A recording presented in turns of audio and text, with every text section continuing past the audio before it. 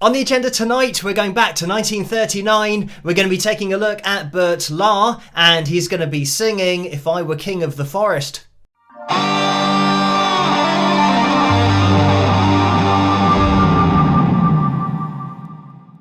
Hello, Phil here from Wings of Pegasus, and welcome to another analysis video. If you enjoyed this video, please give it a thumbs up and subscribe. So this is going to be a bit of a fun one for tonight because we are revisiting The Wizard of Oz. We looked at Judy Garland recently with regards to her performance and a more recent performance by Kelly Clarkson, comparing the two. But I want to do a video on this because it is obviously an entertaining performance, but it is such a great demonstration of vocal ability, control, and just mastery of vibrato, and it's such a huge part of singing and even playing an instrument. Somebody being able to apply vibrato to whatever they do gives the instrument a voice, and when somebody sings and applies their own vibrato to their voice, it gives them their personality. And generally there are singers who just have a particular speed and pitch that they cover with vibrato, and you just know it as their sound. But what we get from Bert here is just a demonstration of the extremes. So there's a link in the description below as always if you guys want to watch this the whole way through without me interrupting it, because this is an analysis video. So I'm going to be jumping into it, and we're just going to be listening to the vocal here. So I've done my best with isolating it, and if you are unsure as to what vibrato is, or you're learning to sing and you're not really able to get your vibrato going, maybe this video will help as well, because it will be a great demonstration of what vibrato is all about and the different ways of applying it. So we will have a listen to this, and again, it's just going to be Bert's vocal that we're listening to here. If I were king of the forest, not queen, not duke, not prince, my regal robes of the forest would be satin, and not a cotton, and not chintz. So I'm going to jump in here because just to start off, this vibrato that Bert is doing is really difficult because it is so fast, and it's so fast you might not even appreciate what's going on with this. So what I'm going to do is actually bring on the halftime version of it, and when I say that I mean being slowed down by half so that you can hear what's going on with his voice. Now when he's singing, it sounds like it could be tremolo rather than vibrato, and tremolo is when you get a gap between, well, there's air between the notes, but the note is maintained, so it'll be like this. It'll be going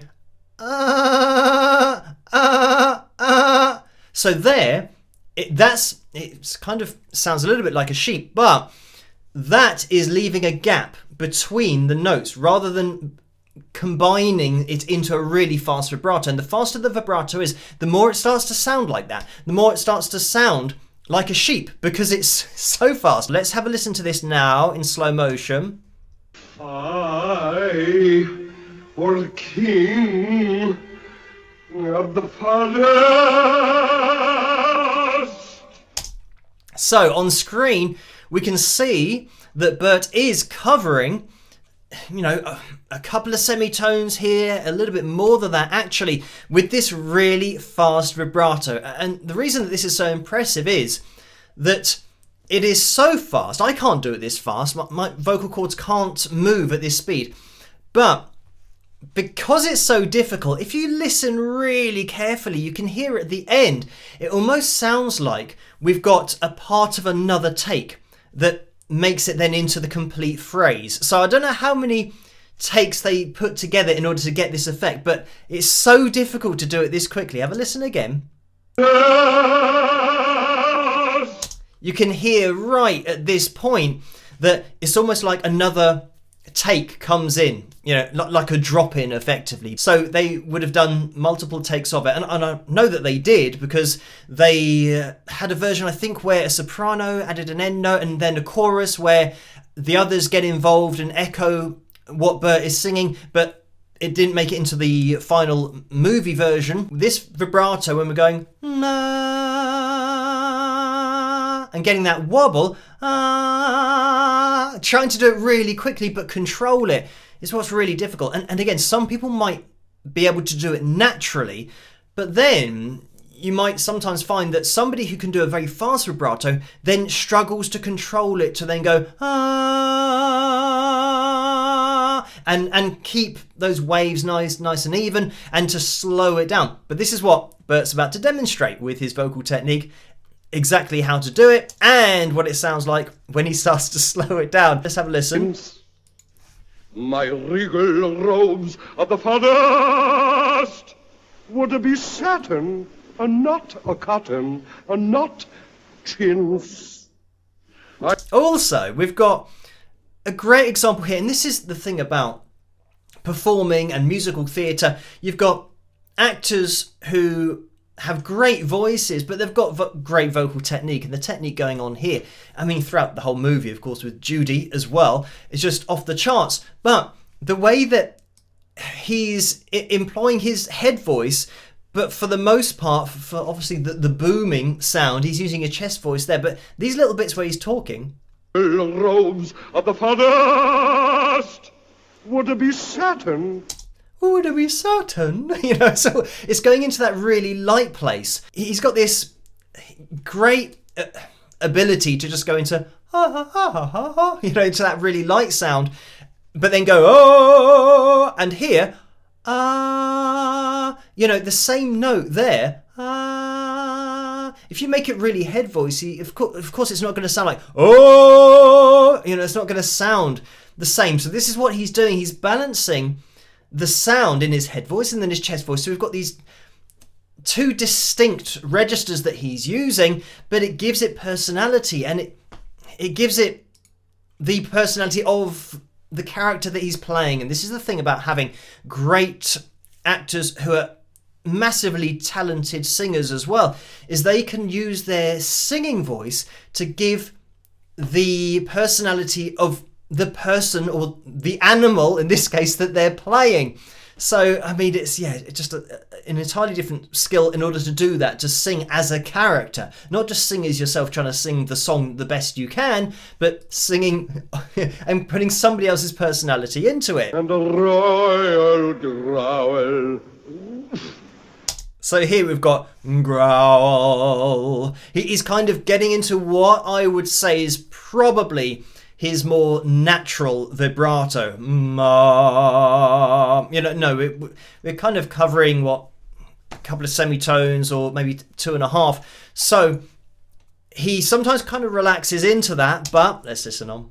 As I click my heel, all the trees would kneel, and the mountains bow, and the bulls kowtow. And the sparrow would take wing. And listen to that. Now he's gone up into his head voice, and this is a hooty kind of sound, but look at the vibrato. So if I was to take that back and we'll listen to it in slow motion, this is now just demonstrating this vocal flexibility, but the fact that we've got 1, 2, 3, 3.5, probably if we take in down here, as well as the peaks and how much pitch we're covering, probably 4 semitones worth of vibrato here. But let's listen to this in slow motion because it's going to sound dramatic. Take wing. But when you hear it in slow motion, you can hear how that note changes so dramatically. It's still all over the place. As we've said, 4 semitones, but he's still keeping it consistent. So, yeah, it's amazing. I mean, it sounds comical, it sounds funny, but to do it is just great vocal ability to achieve this kind of thing. So, yeah, I mean, it will definitely fly under your radar if you don't sing and you're just watching this movie and you just think it sounds funny. Just try and do this as accurately as this, and yeah, it will be a struggle. Fie, fie, were king. And there, on that, so that's, you know, that kind of NG sound of king, you know, the end of the word. So it's not actually, it's more of a hum. King,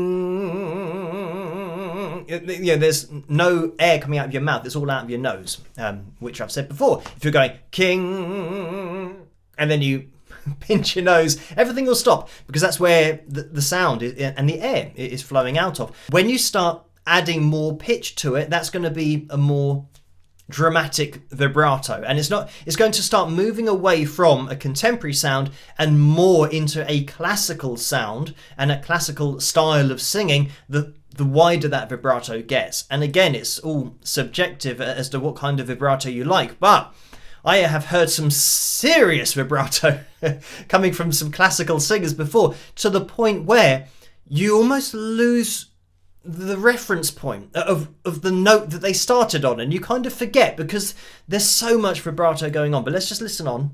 Each rabbit would show respect to me, the chipmunks genuflect to me, though my tail would lash, I would show compassion for every underling. That kind of thing, where you're not even sure what that note was supposed to be, because the note is moving. Vibrato, as you can see here, these lines, they're moving so wildly that there's nothing consistent that our ear can pick up on. When you start with a note such as going like that, you've now got the reference. So then if you apply vibrato and go even if it's quite wide, your ear knows where you are. Obviously he's doing it for comedic effect here, but it's a great example of how too much vibrato loses relevance. So now whatever the instrumentation is, whatever the band are playing in the background, it's like you're just by yourself doing your own thing. You don't now need any instrumentation because they've all become irrelevant. And look at this. So we have 1, 2, 3, 4, 5, 6, 7. I would say, because we don't quite reach here, going 1, 2, 3, 4, 5, 6, 7, but then peaking over the G sharp 4, in the middle of that vibrato, we covered 7 notes. So I sometimes say that covering a couple of notes or 3 notes is quite dramatic, and Elvis sometimes did that with his vibrato. But I mean, this is probably as wide as you're ever going to see, because he's intentionally doing that. But I would be interested to, dive into some classical singers, because I have heard this kind of thing going on. Fie, were king, just king. And what I'm going to do is just move it forward a little bit.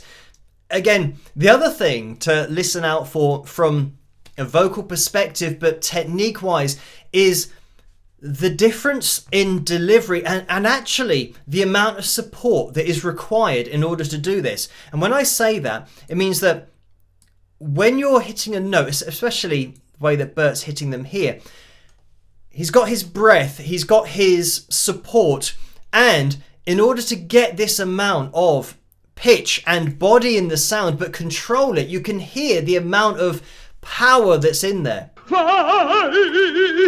You know, he's not going and doing that. He's got that. You know, there's so much in there, and he's just absolutely kind of leaning into it and just applying so much power to it. Fie, were king, just king.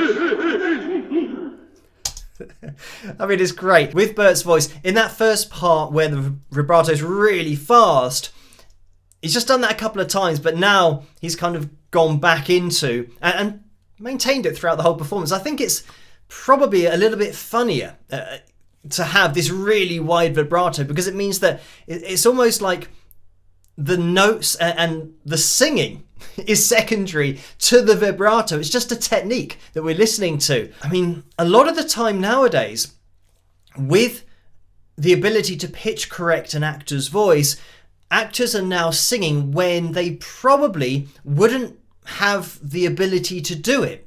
You know, on the stage, for example, but in a movie, they sing and then it gets pitch corrected. And for me, that then starts to sound a bit weird because their voice doesn't now sound natural like you got, you know, back in 1939. But all of the musicals that you would see or that have been adapted into a movie, it was usually sung by the people or the actors who were playing the parts. Or if it wasn't, they would get somebody in who was classically trained or had the ability to sing to that level so that you got the natural voice in the movie. But yeah, nowadays it's very much taking the voices of the actors who might not have the technique to do it, but then just pitch correcting it. And of course it's going to sound a bit mechanical, but also you're not necessarily going to get the same body in the sound, the same support that you would do from somebody who's been singing, you know, professionally for 20, 30 years.